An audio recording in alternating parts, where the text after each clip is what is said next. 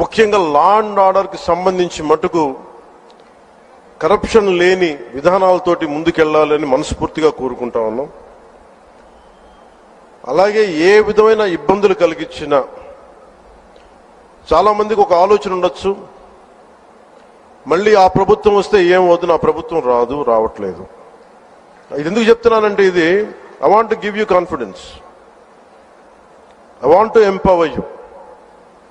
ఎందుకంటే మేమందరం ఇంక సహించడానికి సిద్ధంగా లేవు. ఇక్కడ ఈ కూటమి ప్రభుత్వం తక్కువ మేము మాట్లాడుకుంది 15 నుంచి 20 ఏళ్ళు ఉండాలి. ఎందుకు అనుకున్నామంటే, ఆంధ్రప్రదేశ్ వికసిత్ ఆంధ్రప్రదేశ్గా ఉండాలి, వికసిత్ భారత్లో భాగంగా ఉండాలి. అంటే ఈ ఐక్యత చెడగొట్టే పరిస్థితుల్లో నేను లేను, ఎవరు కూడా లేవు.